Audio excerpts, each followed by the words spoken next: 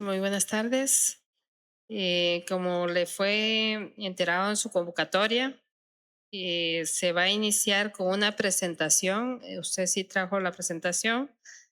Tendrá un máximo de 5 minutos. Le vamos a dar 7 para que usted pueda concluir bien si desea hacerlo con 7 minutos. Luego se pasará a una ronda de preguntas y respuestas en la cual tendrá un máximo de 3 minutos para poder responder. Se va a tener bien estricto el tiempo porque hay más postulantes. Entonces le dejo en el uso de la palabra. Buenas tardes, honorable comisión. A continuación, en esta presentación realizaré un breve desarrollo de algunos ejes planteados y mencionaré el resto.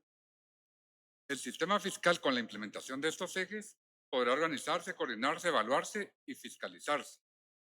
El primer eje es sobre las medidas de fortalecimiento.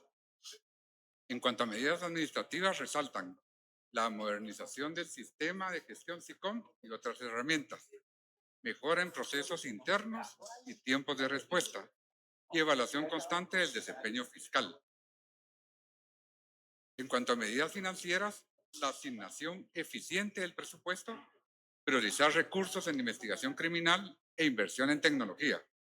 Y en cuanto a medidas de recursos humanos, capacitación constante del personal fiscal, técnico y administrativo, profesionalización y especialización por tipo de delito, sistema de evaluación y meritocracia, y fortalecimiento de los equipos multidisciplinarios.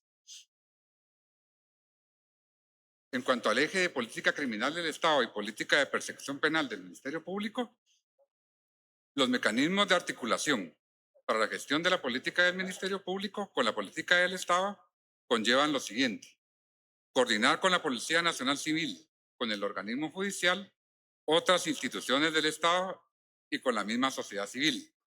Y con ello implementar de manera efectiva los siguientes mecanismos de articulación: mesas interinstitucionales de política criminal, intercambio de información estratégica y la aplicación de protocolos conjuntos de actuación.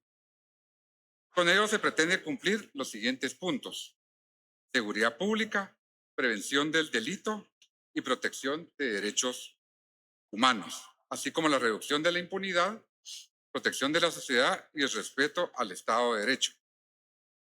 Los criterios de persecución penal del Ministerio Público a tomar en consideración deben ser la gravedad del delito, el impacto social y en la víctima, la forma de ejecución del delito, la participación de la criminalidad organizada.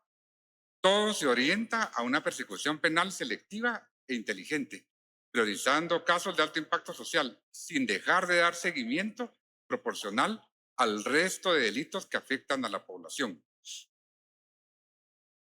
debiendo regirse por objetividad en las decisiones basadas en hechos, prueba y derecho, legalidad actuando conforme a la ley, oportunidad para aplicar salidas alternas cuando proceda, uso adecuado de la desestimación y eficiencia en el uso racional de recursos.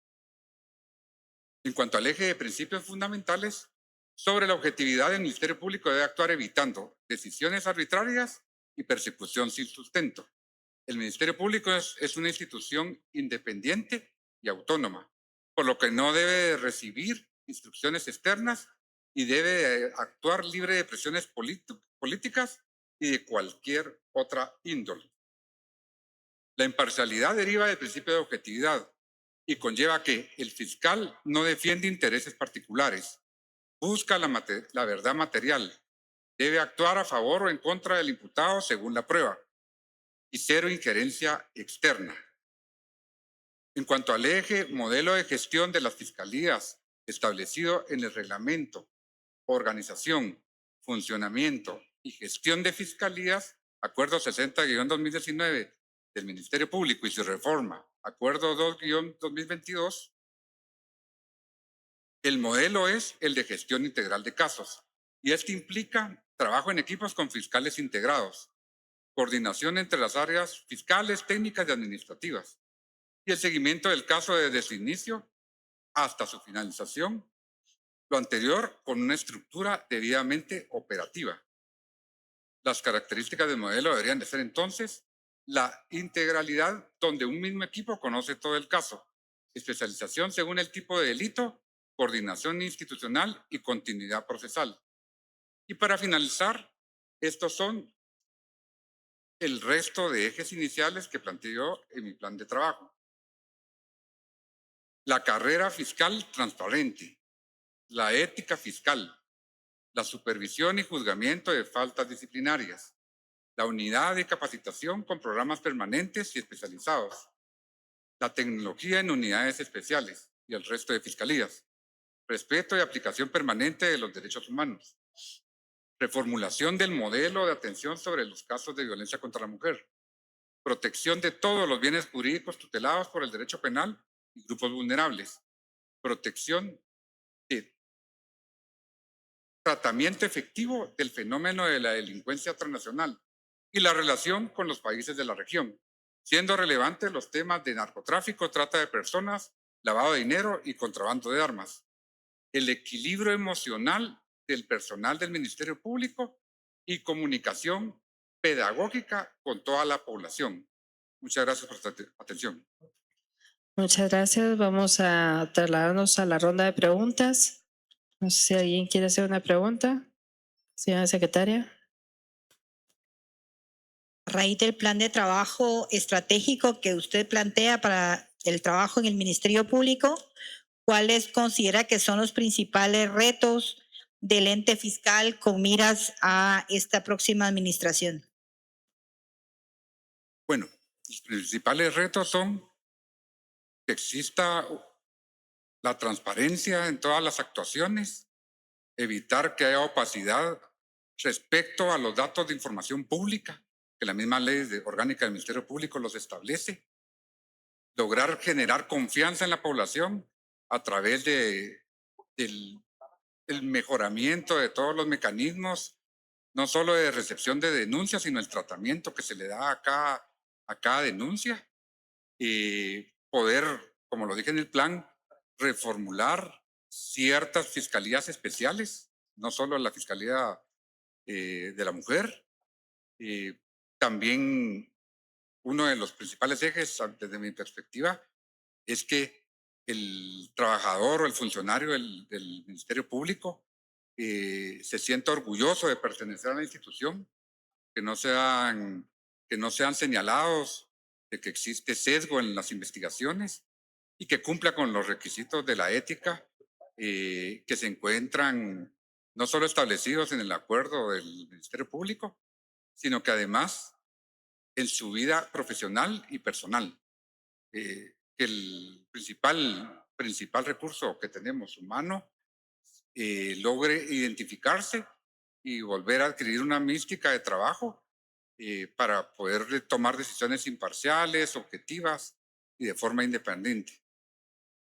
También agregaría, perdón, lo de que es también muy importante, ya la efectiva implementación del sistema de investigación disciplinario y que las juntas de disciplina, de acuerdo a la que corresponda, o al funcionario o empleado que deba de juzgarse, pueda hacerlo de una manera efectiva. No como medio de represión, pero sí como un precedente para el resto de trabajadores. Y también como algo importante para que el resto de trabajadores que sí cumplen con sus labores de forma eficiente, que tienen una vida de acuerdo a los principios éticos, tengan el aliciente de no estar llegando constantemente a estas juntas o que se puedan defender de una buena forma. Muchas gracias. Yo le quisiera hacer una pregunta. Como usted habló de las características de su modelo, entonces, ¿cómo integrará usted análisis criminal, inteligencia financiera, evidencia digital y peritaje en una investigación penal moderna? Sí, el sistema implementado, que ya después de 4 años ya ha sido establecido en las fiscalías, permite que se trabaje con equipos multidisciplinarios. A pesar de que cada fiscalía se encuentra dirigida por un agente fiscal, auxiliares fiscales de apoyo y todos los demás técnicos, sí es muy importante que el equipo multidisciplinario esté de la mano de de todo lo que pueda aportar el área técnica de la Dirección de Investigación Criminal. El objetivo de esto sería lograr establecer o encontrar evidencia específicamente sobre este tipo de casos que pueda tener un trato dentro del Ministerio Público de una forma adecuada, pero que también se tenga la comunicación y se obtengan los peritajes específicos del Instituto Nacional de Ciencias Forenses.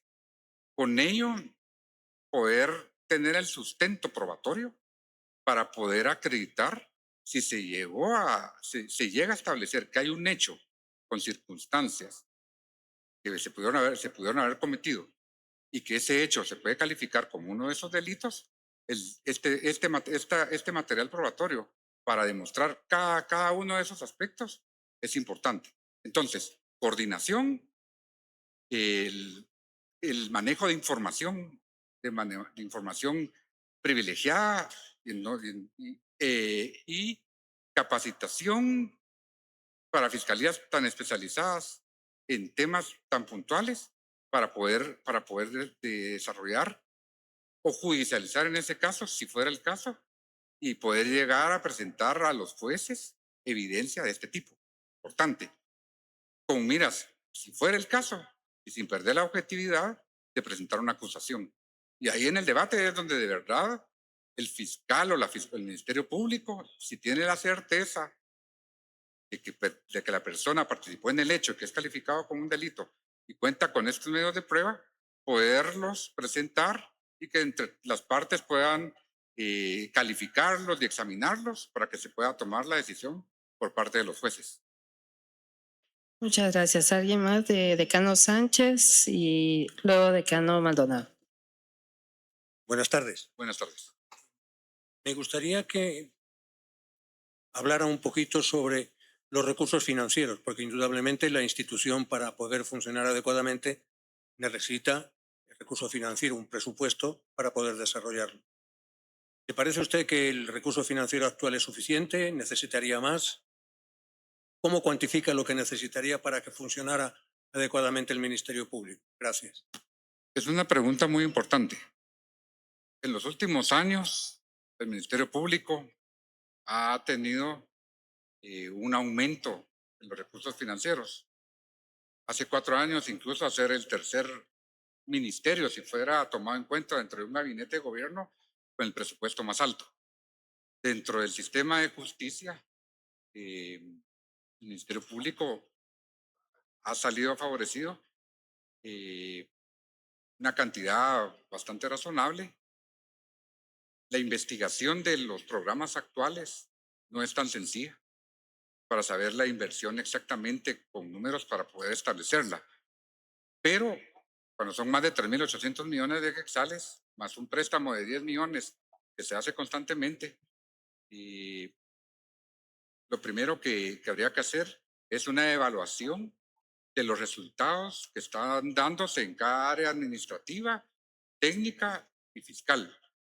Esos resultados creo que es el primer parámetro versus el recurso financiero que está siendo asignado. Esto es parte de un tiempo razonable al inicio de la gestión, como pasa en todas las instituciones públicas o privadas, para saber cómo está manejando o cómo se manejaron los recursos financieros. Pero si pudiera poner un ejemplo, podría revisarse, por ejemplo, arrendamientos, que no del todo está mal, que al contrario, yo estoy de acuerdo con que haya presencia fiscal en toda Guatemala, pero en algunos casos posiblemente la infraestructura, el alquiler, no va de acuerdo a la cantidad de población y por ende de delincuencia que hay en un municipio. Entonces contamos con una agencia fiscal gigante y que el pago es bastante alto, y un juzgado de paz, por ejemplo, que está bastante reducido y propio. Entonces, ese desgaste podría ser un ejemplo de lo que se me ocurre pero sí, es una evaluación que tendría que darse en el momento para ver si están cumpliendo objetivos de acuerdo a lo que se está implementando. Ahora sí, el, por último, diría el recurso financiero, el- la implementación o el destino que se pueda dar puede, puede después servir para proyectos, para no siempre nuevos proyectos, pero sí proyectos que pueden ayudar a que otras fiscalías cuenten con tecnología que solo tienen las especializadas y que pueda cubrirse el resto de la República.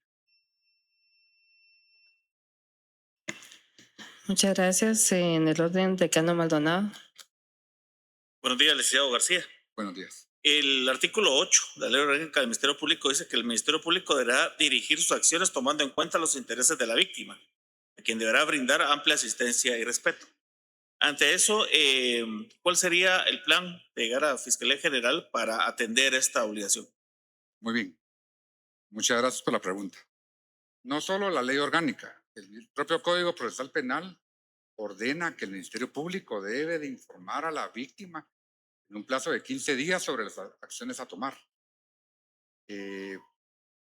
Lastimosamente, en la actualidad, y ya de hace una buena cantidad de tiempo, se ha desatendido la atención a la víctima y se le ha dado la respuesta más por requisito legal, principalmente con desestimaciones.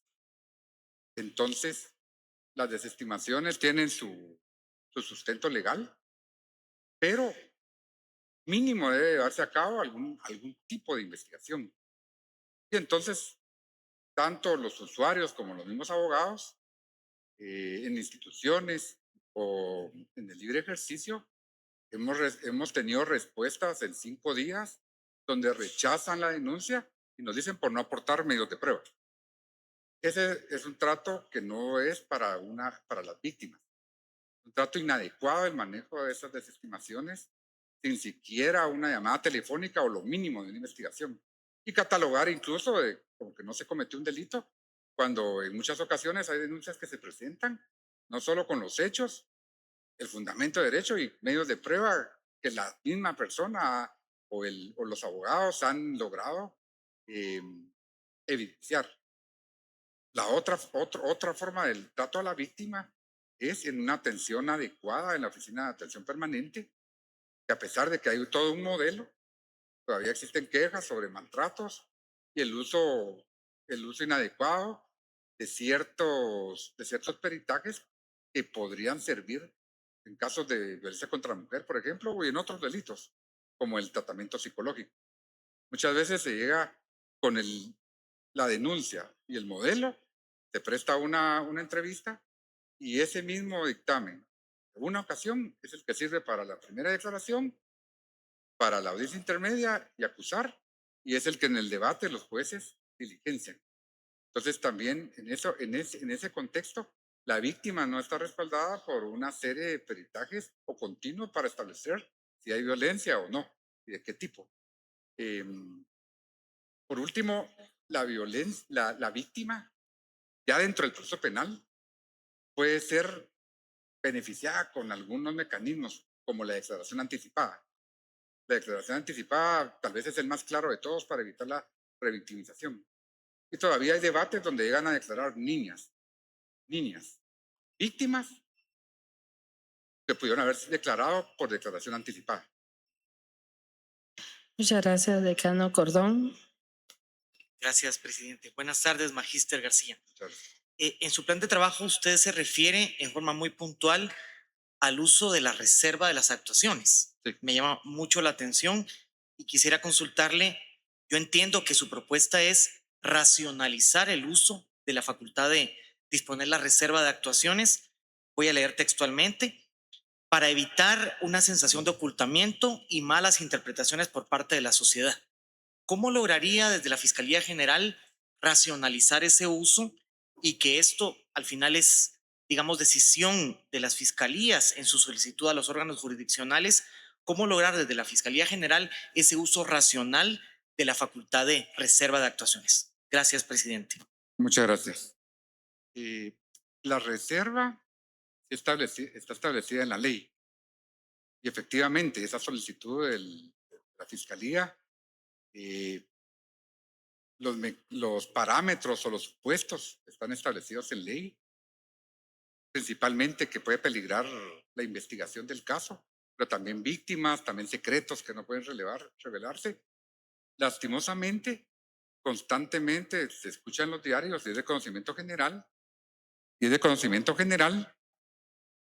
que existen muchos procesos de trascendencia principalmente en los cuales no se cumple con los tiempos y límites de la reserva. El utilizar la reserva de esa forma creo que ha sido un desgaste innecesario para el Ministerio Público, cuando solamente debería de producirse en casos específicos y cuando de verdad se cumple con lo que estipula la ley.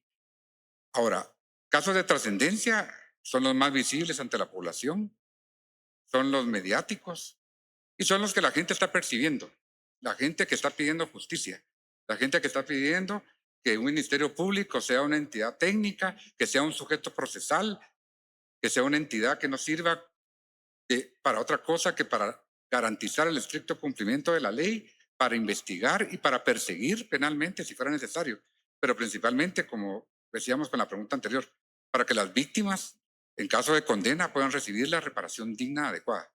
Pero sí, un manejo de instrucciones creo que podría servir, capacitación ya dentro de la currícula que podría ser constante, pero también especializada para que sepan en qué momentos pueden solicitarse y dejando la objetividad de cada, la imparcialidad de cada y libertad de cada fiscal. Llevar un control sobre esos casos. Gracias. Muchas gracias. ¿Alguien más que quiera preguntar? Decano Lepe. Muchas gracias, presidente. Maestro García Luna, observo dentro de algunos de los ejes de su plan la mención de la carrera fiscal transparente. Dos preguntas, pero podría sintetizar su respuesta. ¿Cómo observa la situación actual de la carrera fiscal y qué significa el concepto transparente dentro de la carrera fiscal? Muy bien. La ley orgánica del Ministerio Público, una serie de acuerdos estipulan de manera puntual los casos en los que de ingresos, de permanencia, de ascensos, de permutas, todo lo relativo al manejo fiscal. Ahora, la forma en que se puede optar a cada una de estas figuras es importante. Yo principalmente me centro en la de los ascensos. Tiene que haber un acompañamiento entre recursos humanos y la unidad de capacitación institucional. ¿Por qué? Porque hay una convocatoria y esa convocatoria entonces, al ser evaluada por recursos humanos, deben de depurarse de una forma como lo establece la ley, tomando en cuenta meritocracia, ningún tipo de sanción o falta disciplinaria y otros aspectos que son importantes, para luego poder optar al curso y a las evaluaciones que realiza la unidad de capacitación. El problema es cuando existe una sensación de que hay fiscales que están cumpliendo su labor constantemente de forma objetiva, transparente, con reconocimiento incluso de los compañeros o auxiliares fiscales, y que al participar en esos concursos, de una forma u otra, están bloqueados. Tenemos un gran número de fiscales que han renunciado o han sido destituidos, pero casos como de renuncia, un par de renuncias que yo conozco, fueron porque recibieron órdenes de que se desestimaran denuncias, en este caso de violencia contra la mujer, de años anteriores, cuando estaban tratando de comunicarse con víctimas, de hacer algún tipo de investigación, sin importarles qué era lo que estaba sucediendo. Ahora, si accedían a eso, sí ya podían entrar al sistema y y tener algún tipo de opción.